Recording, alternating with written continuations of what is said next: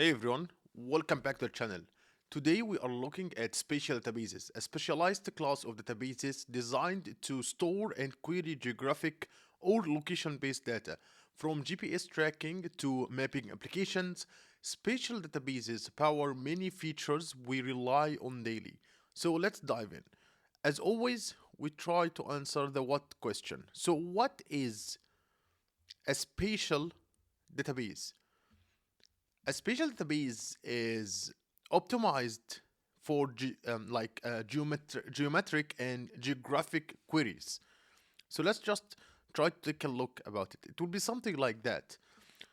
Traditional databases can store locations as coordinates or text, but spatial databases have built-in data types like points, lines, polygons, and functions like distance, intersections, and maybe containment that make location-based queries way more faster and easier. Okay, we need to understand what is or what are the key features of spatial database.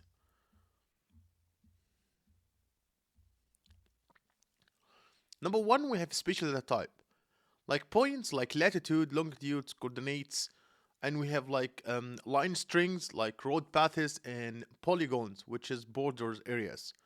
Number two, we have a spatial indexing, like structures like OR trees, quad trees, or geohash to speed up queries on large spatial dataset.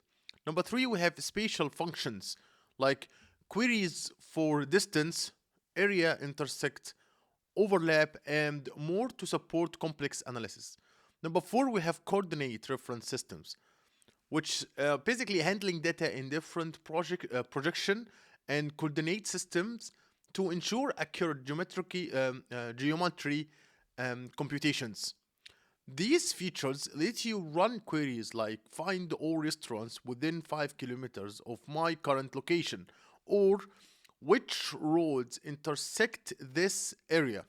It make it way more quickly and accurately. There is a lot of popular spatial databases like Oracle Spatial, MySQL with spatial extensions. There's like a SQL Server with spatial features, MongoDB with geospatial queries, and so on. Many relational databases support spatial features through extensions like PostGIS for Postgres. Some NoSQL databases like MongoDB also provide geospatial indexes. The choice often depends on your existing ecosystem, performance needs, and budget. Okay, what are the typical use case of a spatial database?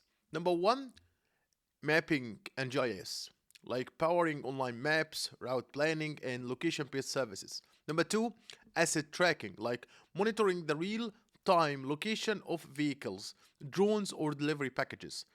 Number three, urban planning, like analyzing zoning data, property boundaries, more maybe infrastructure layouts. Number four, environmental monitoring, like tracking areas of um, deforestation, weather pattern, or maybe like wildlife movement. Number five, location-based analytics, like understanding user distribution, demographic patterns as well, or store foot traffic. Any scenario where location is a key factor benefits from the spatial operations and efficient lookups provided by a spatial database. Okay, number five, we need to talk about the spatial indexing and queries.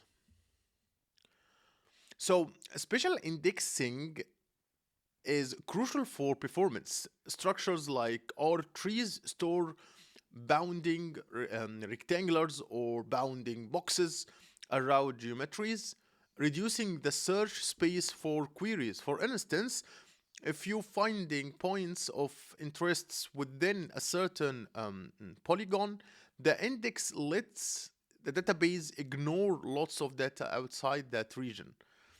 Special queries typically involve functions like st distance, get distance, which is basically get distance between two geometries. St intersects, which to check if two areas overlap. There is also st within, which determines if one geometry lies entirely within another.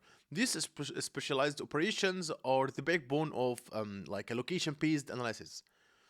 Let's talk about data modeling best practices. I guess it's a pretty important thing to talk about. Modeling.